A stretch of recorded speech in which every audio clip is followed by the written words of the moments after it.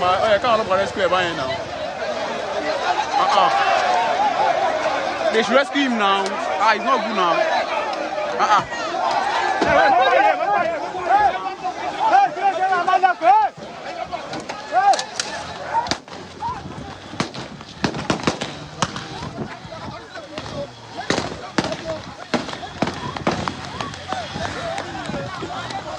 Yes,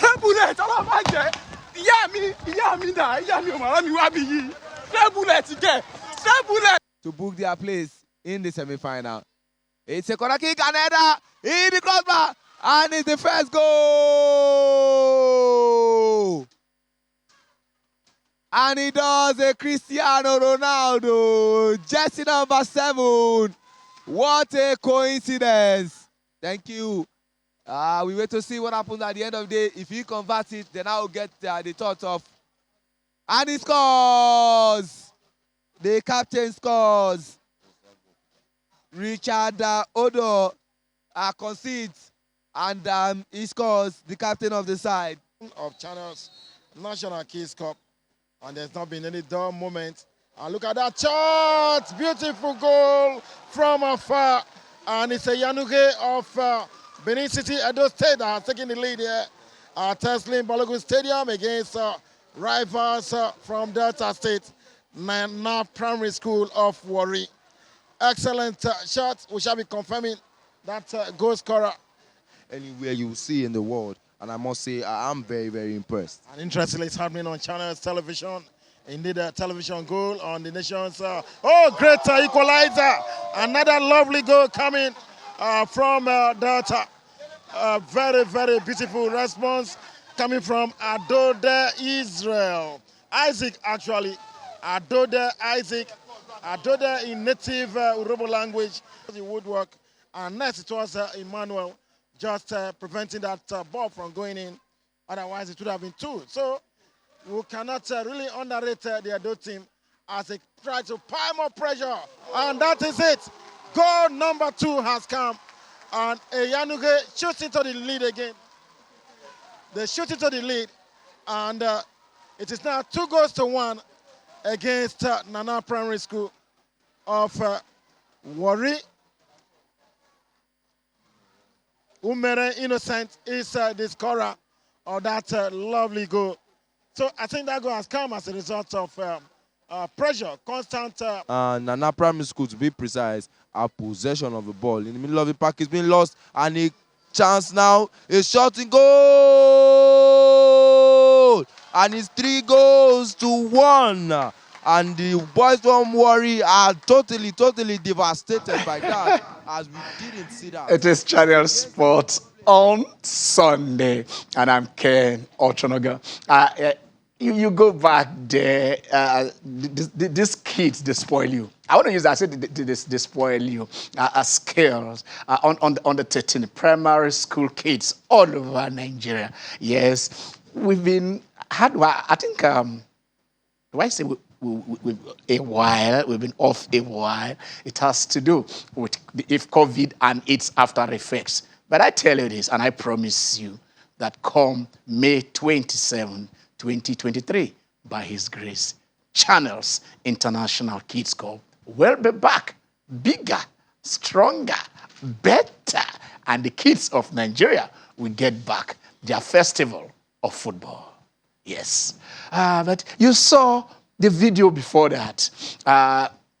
It has to do with, how do I say it? It comes with the territory.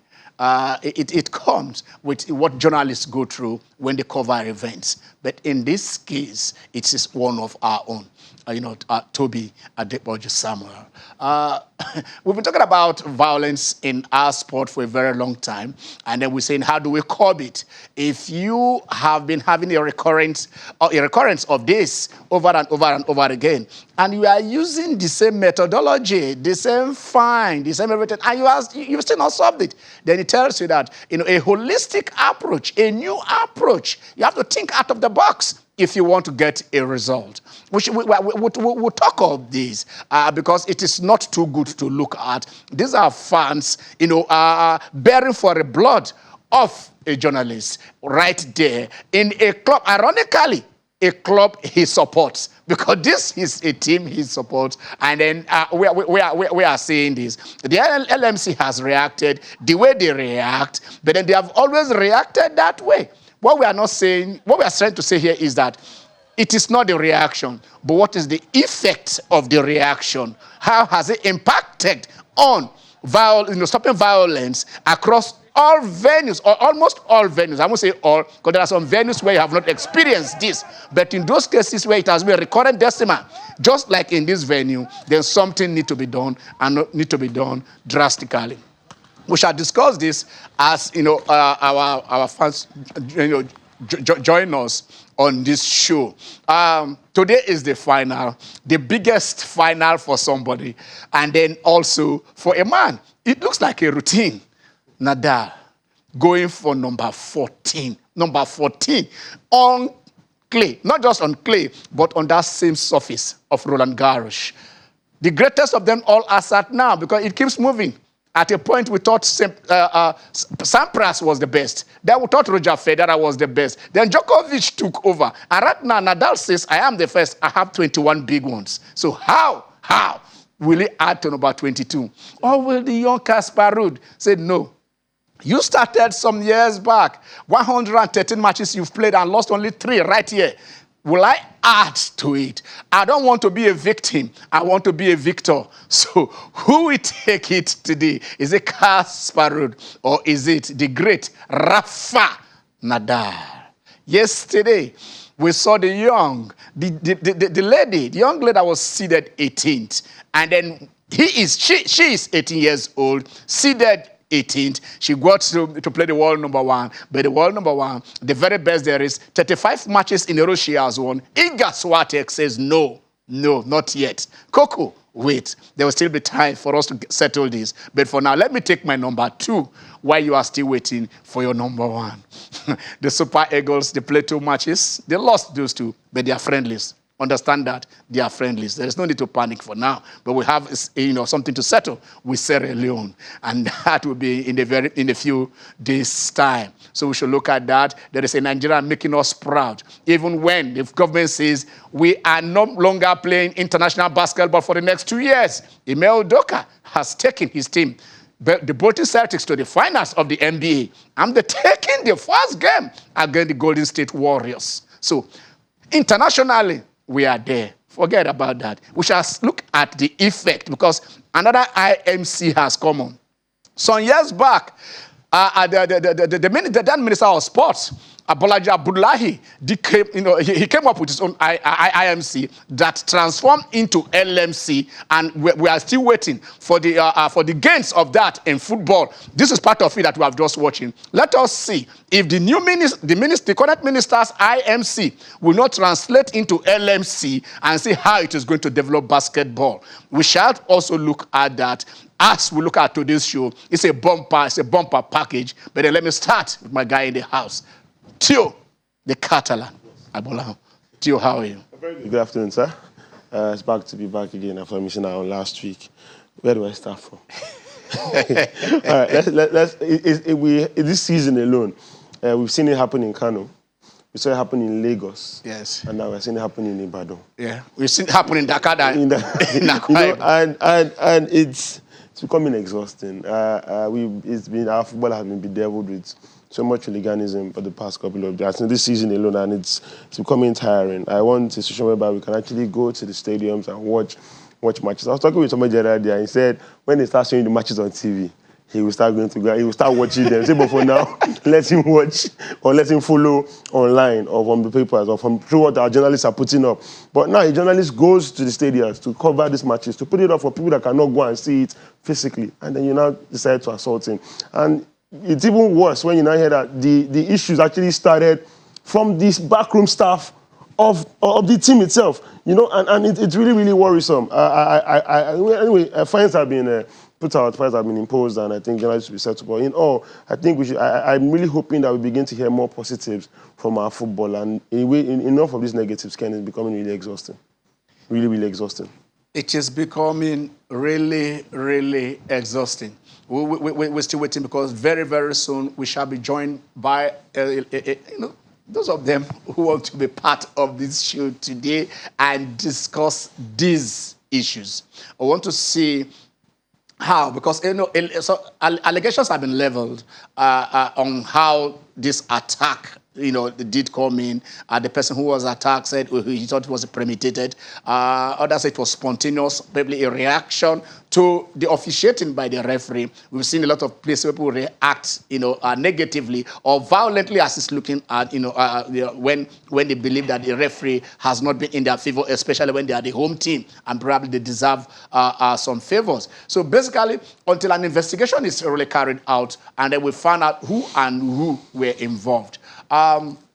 In this case, like we said, apart from the club being fined, yes, some officials of the club has been, the banned. Okay. But one of them is actually the media officer here. I think he granted an interview to a radio station after this. But from what Toby himself said, when he was also interviewed by Radio Now, he did say that it was the media officer who tried to save him. Yeah. But what can that was his word. Yeah, what can only one man do against about 7 of them? Yes. That came up against him. And You understand? he actually said that, it might have been premeditated because he had been hearing, obviously, through chatter that maybe they were gunning for him or something. But it comes with the job. But he never really thought maybe they would put it to become a reality. Really, really sad. And yes, in as much as we've seen officiating, and it might not really be the best. It doesn't give you the right, Ken, to come at anybody, regardless of. I don't think anybody is more embittered than Chelsea fans in 2009 after what the officiating by Ovrevo against during the match against Chelsea and Barcelona. Did they not attack? But no. They were voicing out. I think it wasn't even the fans. It was the players. Yes, they voiced out. Yeah, they spoke into the camera. Some geography words were stated, but nobody came and physically attacked anybody. This is the Champions League game for crying out loud. It doesn't really get bigger than that. Probably the World Cup. But Ken, we've seen incidents whereby players feel or fans feel that, okay, fine, it should go their way. And so certain times it doesn't happen. It doesn't give you the right to come at people. I mean, you threaten this man, threaten to kill him actually, because you're coming for what was their intention exactly. I was watching the video that was playing, and the commentary itself. I understand Yoruba. The commentary itself got to me. But no, I think it was a spontaneous recording. Like as it was an amateur video. It really was an amateur footage. But even in the face of gunshots, you're hearing gunshots left and right. No matter how professional you are, first things first, you want to take cover. Yes. It's normal, So it's sad. And like I said, I really hope that we get to see more positives coming out of our football, because as it stands, it's really it's tiring, and I can't go to the stadium anytime soon, Ken. I really cannot. He says he cannot, and none of us can do anything about this for now, because as it is becoming, like he said, we saw it happen in Lagos. We saw it happen right there at Dakar when they played, and then that one a fan, or it's not a fan. I think let's call him a fan. Went on and slapped the referee with all the confidence in the world. The one in Lagos, we saw something else happen. Okay, we want to see how we can look at how we can solve this, because it is becoming. Yeah, all right. Okay, I'm being told that someone is joining us. It's Adigo Lamileko, and then he will come on now. Let us get him. Hello, Lekon, how are you? Hello, good morning, Ken. Yeah, yes. I think we are now in the afternoon. We are entering to the afternoon. Lekon, you shot this video, right? Yes, I did. Okay. Can you take us through? You watch. Okay, let us start from this. You watched the match. What can you update us on what happened during the match and immediately after? Okay. Start with actually the match started very well on a very good note. You understand? So Raymond got their first go through a penalty kick. Yeah. And the fans were created like, how would you give them a penalty in our yard? Like, as Nigerian fans are. So as match went on, Shooting Stars equalized, and people were expecting them to get the win at all costs.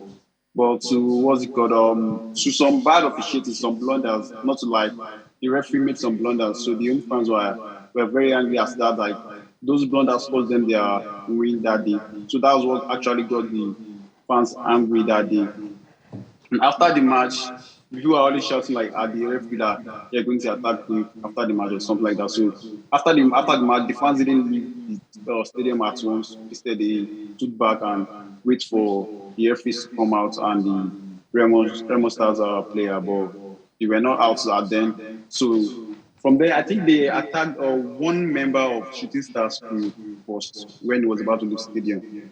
You understand? But he was lucky to leave the scene on also. So later on, I just saw from nowhere where I was standing. I saw Toby. I didn't know he was the one thing, but I just saw him running out of the stadium and people were just beating him. So and I got out my phone to record. All I would just say is that what angered the fans was the blunders the referee made that cost the home team the win they all wanted.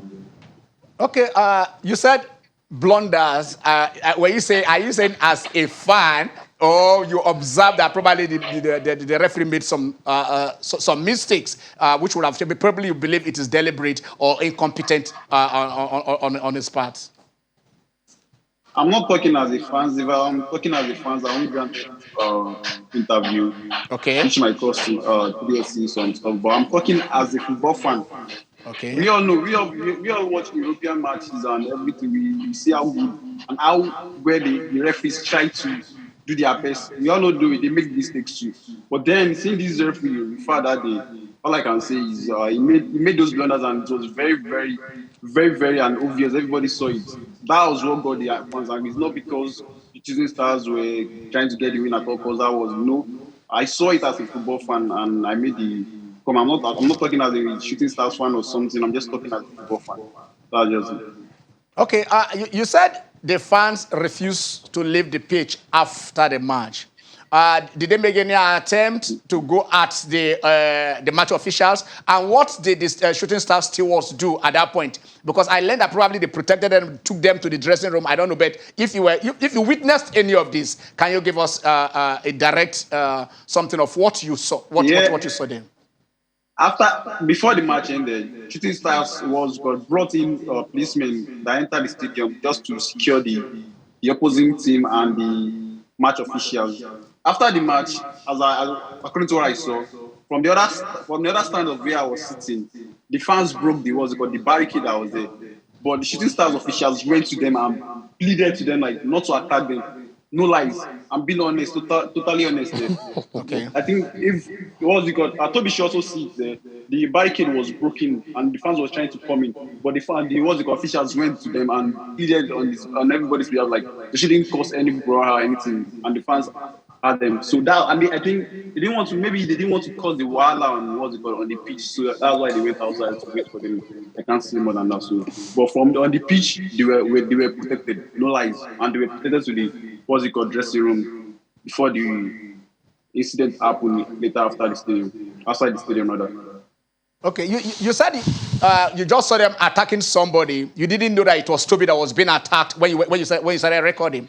Did you see Toby No. Within the stadium, before and immediately after the match, or when the match ended?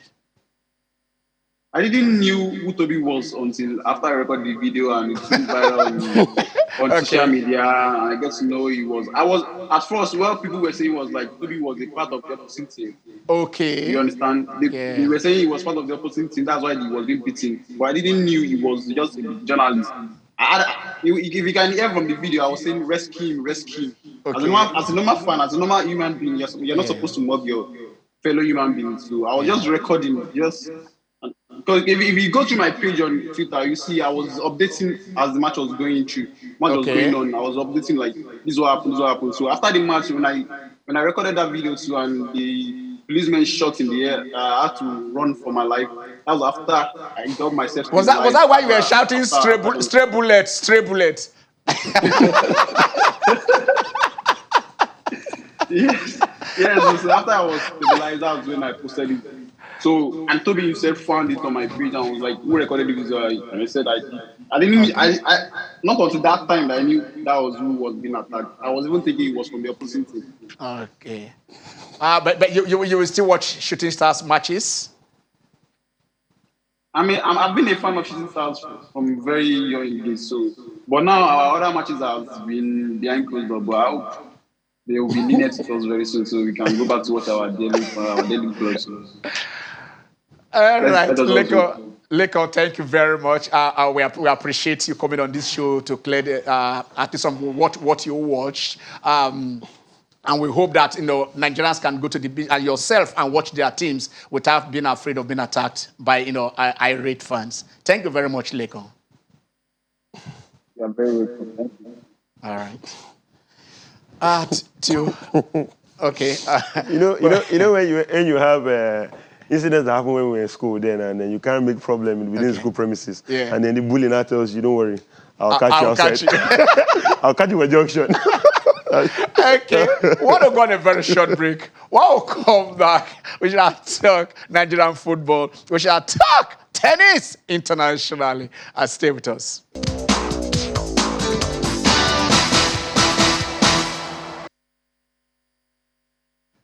All right. You're welcome back. It is still Channel Sport on Sunday.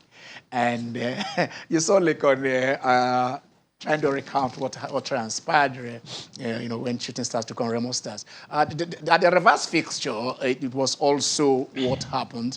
I mean, so I hope this is not going to turn to Shooting Stars used to have this, love-hate relationship with Stationary Stores of Lagos. I hope this is Remo Stars have not replaced the Shooting Stars. Have not replaced the Stationary Stores, who are still down there trying to find I think the water is above their head. But let us say they can swim on. I have a lot of Stars fans, and I know they don't spare me when I talk about their club. But then Stars is one of the greats, and we shouldn't allow that name to die. If we want to revitalize that team, a lot of things need to be done. And then the followership they have in Lagos, and maybe in the next 10, 20 years, will still be there undying. So we need to get superstars back.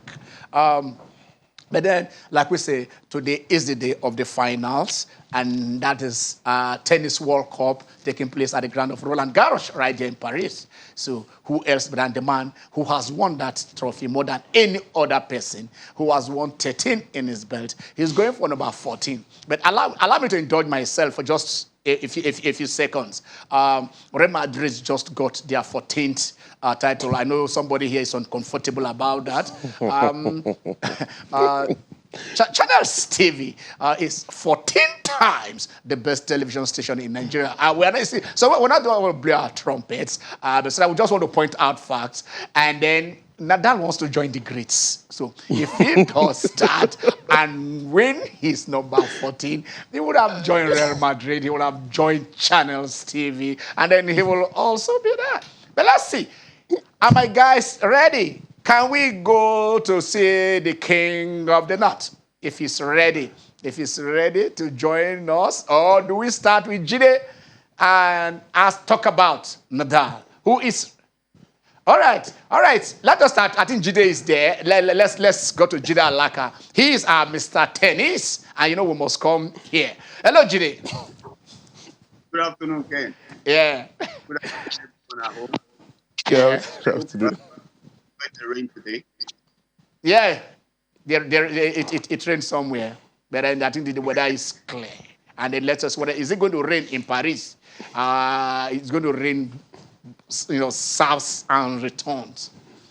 You something very interesting now, Ken. I just have to quickly pick that. You said 14 is the number of greatness. Well, first things first. Nadal is a big Real Madrid fan, and he was in the stadium when they won their 14. He was there. He was in Paris when he won. So, but unfortunately, something is tickling my, that thing that you always have at the back of your mind if you are a sportsman. Yes. That's telling you that it could be a rude awakening. It could be a rude awakening. Nice one. Ah. I see what you did there, Jide. Most people know that I'm a Nadal fan, and Yeah. but the convergence of the master versus the person that trained at his academy. Yes. Nadal knows the father, he knows the mom, says they are great people. He's happy for them to succeed. I hope. Well, I cannot hope that I will see a situation where success comes at the benefit of the master. When something like that happens, it will be great for the sport. But in my mind, I want Nadal to win a 14th and go 22nd, 22, 2 ahead of that Serbian, who I always believe is going to get to 25. Anyhow, anybody wants to do. Anybody wants to say Djokovic will come back, but let Nadal have some breathing space first before he comes. Okay. He has never won the Australian Open and French Open in the same year. Okay. So a little bit of history for him also. So I'm rooting for Nadal, but I'm anxious of the rude awakening. Of rude awakening. Yes, he's talking about the rude awakening. Not Van Nistelrooy now, but this is Casper Ruud. Okay, let's go to see the king of the north, because the Seriki of sports from Kaduna is joining us right here. Hello, Moise. How are you? I'm fine, and good morning, and it's nice to be on the show once again. I want to say a big good morning to the guys in the what's it called? To the guys in the studio as well. I see my Shooting Stars fan is there as well. Yeah, he's getting worked up this morning. Thankfully, they are not going to get relegated, but they have put themselves in the news for the wrong reason. They are in the news for the wrong reason. So let's be hoping that they learn to stay in the news for the right reasons. That's all I can say. Okay, but let's start from Mexico and Ecuador and the list that we'll soon we'll bring out the list that come out. What has been give us your take on what you have seen? Of course, they are friendly matches anyway, but what are the indications that we are moving away from where we were, or are we still static? To be very honest with you, I think I saw nothing. I saw nothing other than the fact that I saw a team that is here to gel, a team that the manager's idea and the abilities of the players seems to be different from themselves. I mean, I watched both games. To be very honest with you, I watched both games from start to finish. I must say, we still have a whole lot of job. I've always insisted that the emphasis for Nigeria has been that we have goalkeeping issues. We don't have good goalkeepers, but we actually don't have good central defenders. With all due respect, I love William Troost-Ekong very well, very well. I'm a big fan of his enthusiasm, of his drive, of his passion, of his commitment, and of the fact that he loves representing Nigeria. But is he really, can he really get into any serious team that wants to challenge for any title? I beg to disagree. Now, then when you look at Semi Ajayi, he plays for relegated West Brom, being around the team for a while and all that. I think central defense is just the issue, because the goals we considered in the game against Mexico, in the game against Ecuador, with a very good central defense, we will not concede those goals. And then the attack going forward, Cyril Dessas won me over. His movement was fantastic, the way he was moving the ball and all of that. But we still need to get the midfield balance right. In the midfield, we have personnel, but we don't have the balance, right? We don't have the balance. We don't know if we are going to get the balance by playing 3-5-2, if we play 4-3-3, if we play 4-2-4, if we play 4-2-3-1. We need to get the balance right. We need to get an identity, and all of those things won't come overnight. For now, the one that looks easier to fix is the defense. It's either we play with a 3-man defense, and when we play with a 3-man defense in the first half against Mexico, boy, we were very poor. We're not just poor, we're appalling. We returned and we went back to a flat back four, and we did very well. Then in the game against Ecuador, we started with a flat back four, but again, another momentary loss in concentration made it that we considered early and we couldn't find a way back into the game. We're very, very wasteful in that game, to be very honest, because we had chances. But even Ecuador too had their own moments, but they didn't take it. For Jose Pesero, he has his work cut out. Fix up that Super Eagles defense. We are short in personnel. We are short in technical ability. And the way we want to play, we don't even know in defense yet. You look at a player like Chidozie Awazin. He's been in that team for 6 years. A natural central defender, but he has been playing as a right fullback. I think it's about time we're moving on for somebody who will come and challenge the Oyibo wall of Leon Balogun and Trust Ekong. And then Kenneth Omeru has been deputy to that Dow for the past 6 years as well. He has been deputy to, tournament, he comes around, he plays. He played AFCON 2019, he played the last AFCON, he did very well. He has done well as a backup defender. But these three men have dominated the Nigerian central defense. I think we need a change. It's 6 years, and they are not came to me replaced for his second division Spanish team. It's not like they gained promotion. Balogun has just been released by Rangers, where he's playing second fiddle to Calvin Bassey. And you have William Trustekon, who have not played a game since the start of the year for relegated Watford. That is where the problem is for Jose Peseiro. Okay, I asked Omar this question last week, and I'm also asking you this. You've just said Leon Balogun was deputizing for Calvin Bassey. And then we saw him at that final where he played the central midfield for Rangers. Is he not an option if you intend to fix the challenges we are having in central defense? I think he picks himself. If there's one thing Calvin Bassey has done is he has made himself undroppable. As a left fullback, he's fantastic. As a central defender, he's actually awesome. We watch him play in the Europa League final, and he brings something extra. He's a left-footed central defender. They are very, very hard to get. In these days when teams like to play with three at the back so that they can play from the back, players like Calvin Bassey come in very, very high demand. If we're playing three at the back with Calvin Bassey, he's quick, he's strong, he's good in the air, he's very good on the ball. So that's an advantage. And I'm thinking Jose Peseiro will pair Calvin Bassey with Trust Ekong. But can both of them play? I beg to disagree. I think they are both similar in a way, other than the fact that Calvin Bassey uses the ball very well. Can Leon Balogun and Calvin Bassey play? Of course they can play. Will Peseiro play them together? I doubt. So all is on Peseiro, but Calvin Bassey can play as a left fullback, can play as a central defender. Ironically, he played more games as a central defender last season than he played as a left fullback. But for Nigeria, the last 3 games he has played for us, he has played as a 4 games he has played for us, he has played as a left fullback. It's a lacuna somewhere. Something is missing. Okay, before we go to Jide back, let me just round up this part with you. You saw the list for the team that will take on Sierra Leone. The attack, they return the same old faces, or let me say the same familiar faces, are still there. What is your take? Take it, the attack, the midfield, and the defense. Do you agree with the players that were invited? Are there players you think that would have been put in there? Are there players you think that probably they would have played? They would have, this is the time to face them out and whatever. But it is your take. I know, you don't need to sugarcoat it. I know the players you are referring to, Ahmed Musa and Shehu Abdullahi. I'm not referring to any players. I'm talking about you, not me. Don't put me in trouble. Don't disguise. I know we have had this discussion. Don't disguise. The truth is, Peseiro is taking over as a new coach. Yeah. He has to see it's a fresh start for everybody. Everybody. Oh, beautiful. He has to see everybody. This is not the time to bring in new players. This is the time to consolidate and work with the players you met on ground. Some of these players are senior players, like Shehu Abdullahi, like Ahmed Musa. They are senior players. You don't just drop them overnight. And then when I look at the attack of that team, the attack picks itself. Kelechi Iheanacho is absent from that very team because he will be given, okay, let me give you this exclusive information. He's due for his British citizenship this year. So he has submitted his passport for approval. So his passport is in the British Home Office, so there's no way he could get it, and that's why he didn't come for this game. Okay. But everybody in that attack deserves to be in that team. Paul Onuachu is getting married, that's why he's not in the team. Yeah. For Taiwo Awoniyi, you can have only one of Awoniyi or Desas. Desas was available for the friendly, and Desas did very well, so Desas speaks himself. But I think the list is balanced based on the players that are available. Based on players available, I think it's a balanced list. To be very honest with you, call-ups have not been a problem of the Super Eagles of Nigeria since the days of Genotro.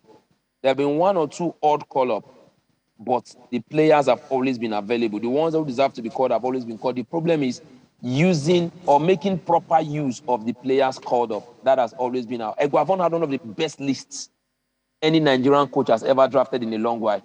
But what happened? From asking us if we know Pep Guardiola to dumping us out of the World Cup. It all happened. Is that your take? How is that? They asked him. He said he's fair. No. Don't dodge. You said something just now. We had you.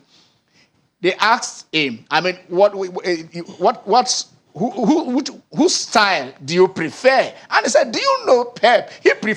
He likes to play the way Pep's played. How is that any of your problem, always? Boss Ken, can I ask you now who you are now? Can I ask you if you know Peter Drury? Let's go. Maurice, let's leave us alone. Let us go and talk to Jide. And we are going to open the lines so you guys to join us. Is it going to be Nadal or is it going to be Casper Ruud? The Ministry of Sport says no more international basketball for now. And then FIBA has said, okay, no problem. You don't want to go. So they have replaced our girls with Mali. I think it is so disheartening that those girls try to qualify for the World Cup. And then we now say, we're not going. We don't want some of the tweets they tweeted, if we take them here, it will melt your heart. Engineer says, it means probably I've played my last game for Nigeria. Yes. It is not it. In 1996, we as defending champions pulled out of the AFCON. We would have defended, I tell you this, we had about 60 to 70% chance of defending that we're the best team in Africa at them. Yakini was red hot. Olisa just joined the team. Okocha can take you out there. The central defense, Ucho Kechukwu and Ucho Okafo. Dodo Mayana was all there. This team went to the US and performed excellently. The 5th ranked team in the world, but we pulled out. And what happened? By the time we came back in 2020, we're also ran. Right now, we are saying, the minister is saying we needed to pull out. We need to pull out of the international football so that we can develop domestic football. Basketball. I don't think they are mutually exclusive. Yeah. It is not. How many sports have we killed so that we can develop? Let us pull out of football so we can develop football. Yeah. Infrastructurally, the minister is doing so well. The minister has been able to get people to renovate the National Stadium Abuja. The stadium in Surrey is still being done. Did we pull out of football while we are doing all this? So why can't we do the same for basketball? But let's go to talk tennis because Jide is there. Jide, Roland Garros. Before I put you on the spot for today, what happened yesterday? Was it a bridge too far? Was it a mountain too high to climb for Coco against a lady that has won 35, before then 34, but now 35 matches on their trot? Okay, Ken, you know that above all, so I'm a sports person. Yeah. And I just want to do something before I move on to Igor Swiatek and Coco. Yeah. Luis has spoken well.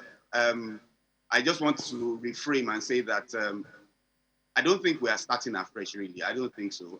They gave the coach a 1-year contract. Yeah. So he's not starting. He has been given a mandate to win. He said he will win. It is a mandate to win. When you are given a 1-year contract, you are not starting anything afresh. It's a mandate to win or be done with. Yeah. So the man, in his own best interests, will not start a revolution. He's going to use what he has on ground, what he has seen, what he has used on Y Scout to get what he. For me, that list. You know, Ken, did you watch it? Italy versus Germany yesterday. Yes. The man gave how many debuts? Did you see I didn't know some of the players that ran onto that field. Yeah. Italy started bringing some players. They are making their debut in a high-profile match. High-profile friendly. Yeah. They're starting afresh. That is a team that is starting afresh. We are not starting afresh. But we didn't go to the World Cup like Italy, so I will not start afresh. But that's the point that Moise made. Yeah. If we still had a draw, we will be able to start afresh because he already knows the players. Okay. But this man doesn't know the players. He has to see them. And he cannot drop them because he has been given a mandate to win or be sacked. Okay. So that's why I just chip in and say we cannot start anything afresh. I don't like the list. That list has been around for 6 years. We have not moved forward. We're still here where we are. The conversations on central defending, I wrote about it. I don't even understand how some players enter our team. I don't understand it. When I look at that team, I look at some players, I'm like, our level has dropped, so we can just have anything. So let me not, I'm not maligning anybody, but I think if we are really serious, there's some players that must never wear that green-white green again. But we cannot go to that conversation. So let me go back to my...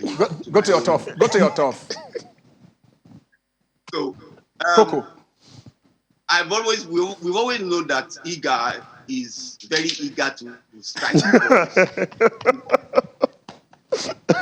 But right now, he's now striking the ball with so much vehemence. Yes. So sometimes when I watch her, I'm like, okay, is she actually, have they psychologically developed her to the point where she's fighting the ball?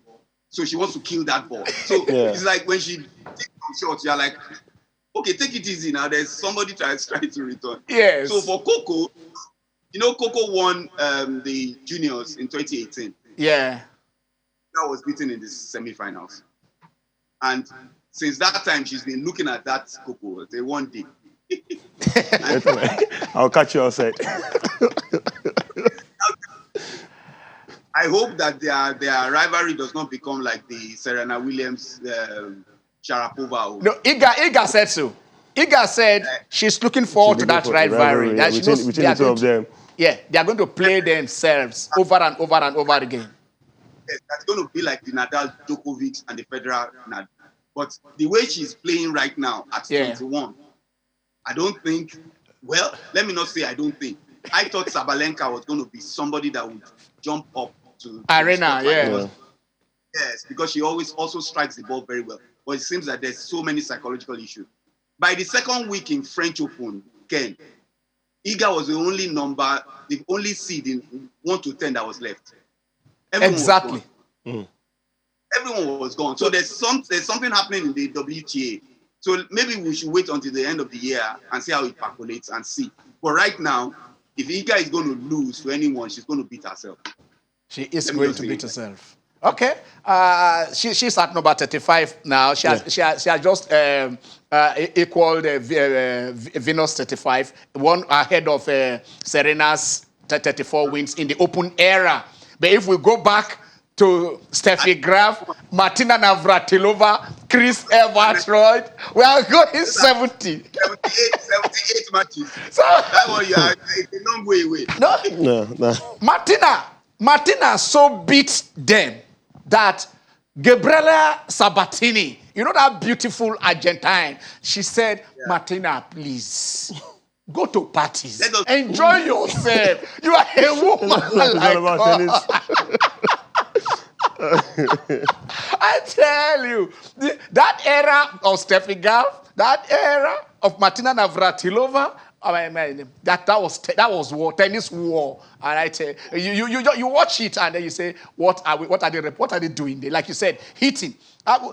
With some Muguruza, she also hit, built and stuff like that, but she fizzled out after some time. Let us see how, like you said. I think there's a lot of things going on. Even other sports. Before, 20 years, 30 years ago, there's a lot that you could concentrate on without being distracted. Yeah. Right now, you want to do TikTok, you want to do Instagram, you want to do social media. You want to be for boba. There's everybody watching you. You cannot go out. You cannot beat somebody on the street without somebody filming you. It's a lot right now. So the players, as if all of them are walking on eggshells. They cannot beat themselves. They are trying to be somebody else. There's a lot going on, and I hope that players can focus on their games and actually improve. All right, we'll go back to Mace, but of course, Tio is here, and then can we hope if it's possible can open the line so that our fans can join the conversation. I hope we're not having those things so that we can hear them their position on government saying we are out of basketball internationally, and then we'll see if we can get the letter from FIBA acknowledging the fact that yes, they've been communicated by the Ministry of Sports that we are taking off, and then the next team in Group B, which is Mali, the team we defeated, will not be the team that will represent us at the World Cup, and then our girls actually heartbroken, and we also have probably about 3 weeks or so before the qualification for the male team. The Tigers going there. So if we do not reverse within this period, then it is going to be very difficult. What is your take on this? Yeah, for as long as I remember when I was still at the National Stadium back then, and you constantly always get in to see all of this drama, the MBBF factions here and there, people coming out and holding press conferences and all of that. I think the leadership also, everybody should do what is in the best interest of the sports itself. I was reading one of the tweets from one of the players, and she said it wasn't the government that got them that far. It wasn't even the leaders. It was the players. Now, who gets affected the most? The players who get affected the most, because they put in all this effort. We are the number one basketball team on the continent, our male and our female, and look at how well we are doing. And all of a sudden, you are taking this away from them. I only hope that they can resolve all of this tussle, and then at the end of the day, let us make sure that there's no issue whatsoever on ground, because we need to go back, we need to focus. I still believe that this like you said, talked about our football in 1998 or when we were 96 when we were pushed. We didn't go to try and retain, to defend our title. You know, and you are taking this opportunity away from the girls. Can't be in the African Championship, might not be able to play at the World Cup, might not be qualifiers for the Olympics as well. And it's a stretch. I saw a tweet that said she's going to be having a free summer. You know, I mean, she wouldn't be doing anything. People had their calendars lined up only for them to get this kind of heartbreaking news. I feel it's heartbreaking. It's not good for the sports. It's not good for any sports. It's not good for the players. It's not good for anybody at all. I can only hope that this can be resolved and resolved as fast as possible. We hope it can be resolved. But here we take another short break. And when we come back, Channel Sport on Sunday will be on that home run. Stay with us.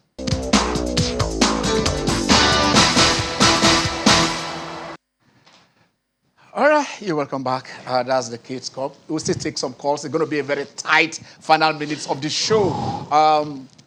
But then let's start with this. We just have to take this, the decision from FIBA, so that, you know, we can understand this in black and white. In subsequent editions of this show, we'll try as much as possible to see if we can get the gladiators back to this place like we normally do, and see if we can still have any hope of getting it a reconciliation and put the house of basketball back in order so that peace can reign. And then they say peace and develop. If you don't have peace, how do you develop? Okpe is in the house. Okpe, you're welcome to the show. Thanks again for having me. Happy Sunday to our viewers. All right. Okay, let's see if we can take the decision of FIBA. Okpe, probably you can take that for us. Yeah. Okay. FIBA was informed about the decision of the President of the Federal Republic of Nigeria to withdraw the Nigerian Basketball Federation from all international basketball competitions and activities for a period of 2 years. In subsequent communications with the NBBF, and despite FIBA's request, it has become clear that against the circumstances created by the government decision, the NBBF is unable to confirm its participation in the FIBA's Women's Basketball World Cup 2022. Given the multiple street deadlines that cannot be postponed in order to ensure the successful staging of a major international event, visa procedures, schedules, ticket sales, accommodation, friendly games, preliminary rosters, flight ticket, accreditation, etc. And to protect the integrity of the competition, the FIBA Executive Committee has decided as follows. 1, Nigeria's withdrawal from the FIBA Women's Basketball World Cup 2022 is confirmed.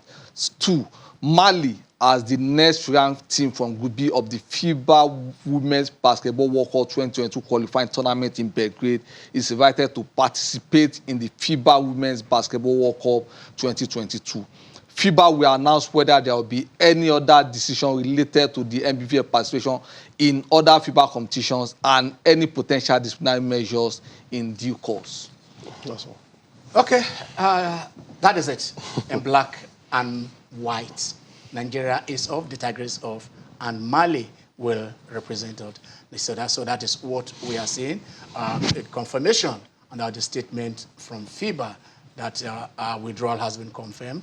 Mali is the next ranked team from Group B of the Basketball World Cup, and they will be representing us at the tournament in Belgrade. So they've been invited to participate in the Women's Basketball 2022. So that is the summary of it. We hope that the ministry will still, because they sought the approval of the presidency.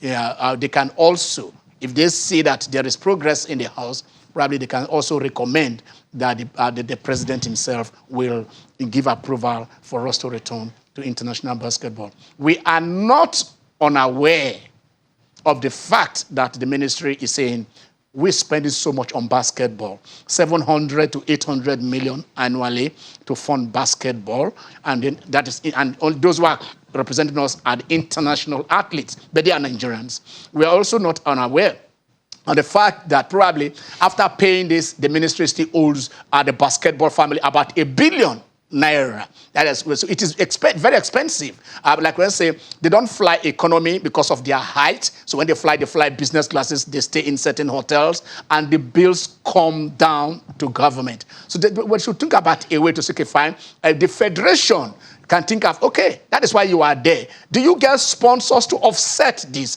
If government is saying the money is too much, that, the burden is too much on us, and they don't want to come up because we are aware of these things, where do you marry it? There has to be a middle ground for us to find a solution to this problem that we are facing. But pulling out is not the option after the girls have qualified as the time. To us, that's what we are saying here. We may be wrong, but I don't know. Ken, you are not far from the truth. A government that has less than 365 days in office is pulling out of a competition for 2 years. I think that is ill-advised, is ill-timed. There is no justification for that. And I want FIBA to tamper justice with mercy, because the protagonists of this pulling out and withdrawal are not the players. They are just politicians and administrators who have no stake in basketball, but the real players are just the victims of the decisions, of ill-decisions of the administrators. Okay, let's go back to the king of the north. Briefly, and then let us do this fast.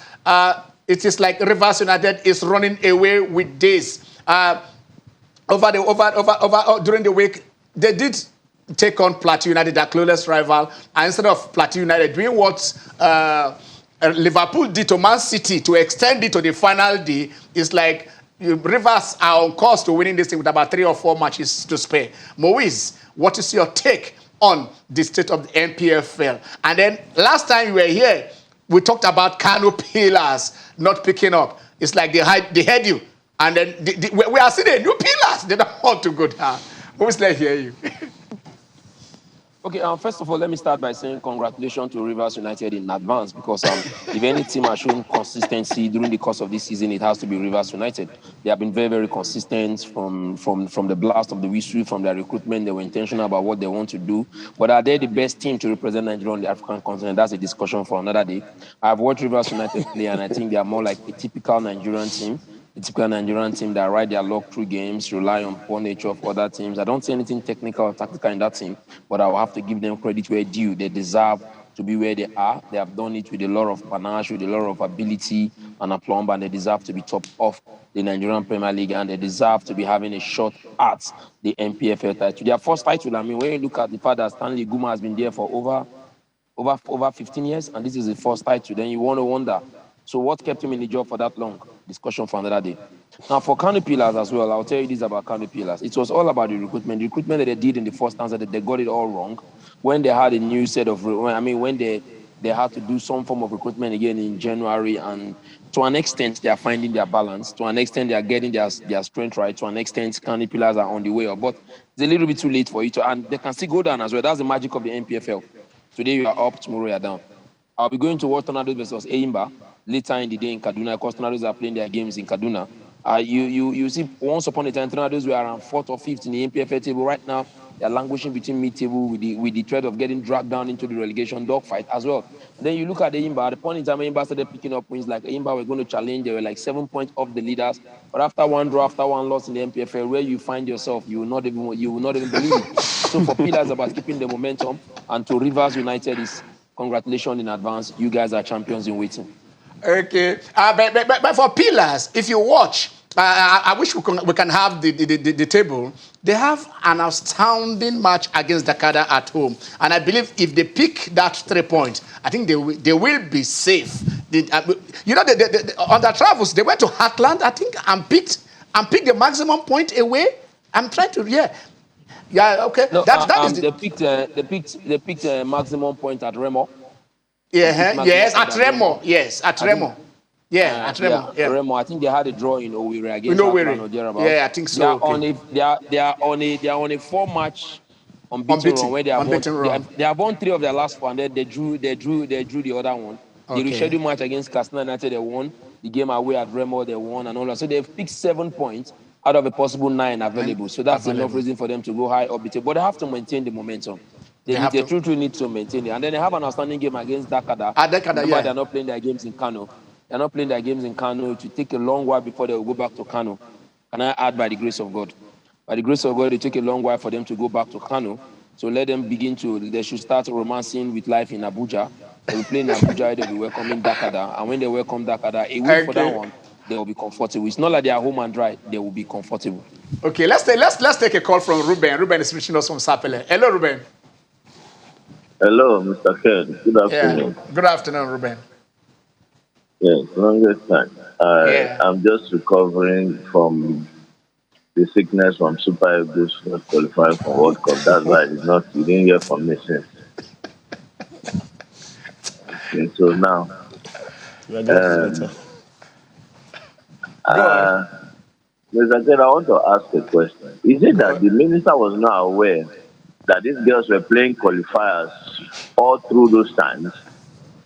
And after going through all those rigorous travel to qualify, only for them to come and say we don't have money to sponsor them, or what is the issue for them to allow Mali to just get that World Cup ticket at the platter of food like that? It's unfair, because some of those players, you see, they will not be playing again in the next 2 years for the big Tigers. Yeah. I don't know why we keep doing this thing, bringing politics to sport. There are other countries who are not even half of what Nigeria is today, or doing what Nigeria is doing, but they will be. They know that it's another opportunity for those girls to be exposed and also get colors of the international clubs. So I don't know why we just decide to. Yes, it has taken a lot from their career. It's sad. And as for the Super Eagles, I just hope that this is a new dawn for Pizarro, and we'll keep supporting the Eagles, because we don't have any other Eagles. We can't go to Mali now. So, I don't know. Thank you, Ruben. Thank you. All right, let's go to Jide. Jide, let me put you on the spot now. Bearing a rude awakening, using your words. I hope Jide is there. Is Jide back? Yes. Okay. Bearing a rude awakening, Jide, what do you think is going to happen today? In a few hours' time, they have been right there in the clay turf, or in the clay court of Roland Garros. Okay, quick news. Goff also lost the doubles finals. Oh, she had McNally. Oh. Yeah, unfortunately. So but she'll pick herself up. She's 18. Will. She's 18. And she has the right head. She has her head screwed on right. She'll be fine. Okay, so today, I hope that Nadal can do a 3. I hope, so that his body is not pushed to that extreme again. Yeah. Kasper has looked very calm. Let me use that word, calm. Okay. Even when he's in trouble, he doesn't show it, and that can be a very good. It can settle your opponent. Yeah. Okay. Just hold on. Let us take this call from Joseph. Joseph is calling us. Hello, Joseph. Hey, hello, good afternoon, everybody. Good afternoon, Joseph. Yeah. Hello, can you hear me? Yes, very clear. Very, very clear. Okay. I think I won't blame the minister for doing this. Okay. I won't blame the minister for doing this. This has been long coming. It's a salary from the private clubs. Things like Upas and other Gombe Blues. But also, this has also been happening to other players, the likes of the Union Bank, Warriors, Comments. They stopped paying them for years. And, exactly. I'm not blaming the minister for doing this. This is selfishness from both parties. It's going to be awful. Nigeria won't be in FIBA tournament, giving it to Mali that have not won a game, didn't win any game in the tournament. Well, I think it's the right time. The minister will work on this, go back to our grassroots development. If you see, you've been having basketball league for almost 4 years or more, and you've been playing international tournaments. What are they doing? Essence is to develop grassroots development. So I'm not really blaming the minister if their selfishness is not for the money. So let's go back to grassroots. All right, Develop Joseph. our youth. Yeah. Yeah. Thank you very much. Like we said, the minister, to me, has tried all he can. This has lingered. We brought them on this show. We talked to both sides. We begged them. But what the minister would have done after meeting them, to me, would have said, ask the presidency to summon them. I don't think if the president has spoken to both of them, ask them to step down so that there can be peace in the house. Probably they will see if they would have defied the president of the country for their own personal, selfish interests, as it is costing. Like Joseph just said, the local league has been down for over 4 years, and those players have not been paid. They have nothing they are doing, and you are still saying it is my turn. It is my it is my right. It is my right to be the head of the federation. I mean, these two sides have been going on. But this solution now has not even affected the gladiators. Exactly. But much more the people who bear the brunt of these decisions are the players. To solve this. Okay, we are closing, but let me, Jide, hello, want to close? Just one word. Who takes it? I put it on a corner. Who takes it? Well, my heart says Nadal. My heart says Nadal. Okay. In four. You're okay. In straight set or in four? In four. 4 sets. Okay, in 4 sets. All right. Thank you, Jide. Maurice, is Maurice still there? All right, Maurice is gone. All right, we are leaving. Well, Ken, I hope we get to see a resolution fast in basketball, and then most importantly, the stadium violence has to stop in the NPFL. Okay. Nada in 3 sets. You don't get 97% win in Roland Garros without being the greatest. So Nada 3 sets. Nadal in 3 sets. Okay, let's see. Like Jide said, unless your heart and your head align and be in one place, just like that. Even for some of us, let us wait and see. I'm Ken Ochonogo. Let peace return to Nigerian sports. Have a very blessed Sunday. Here, I drop the pen. Thank you. Woo.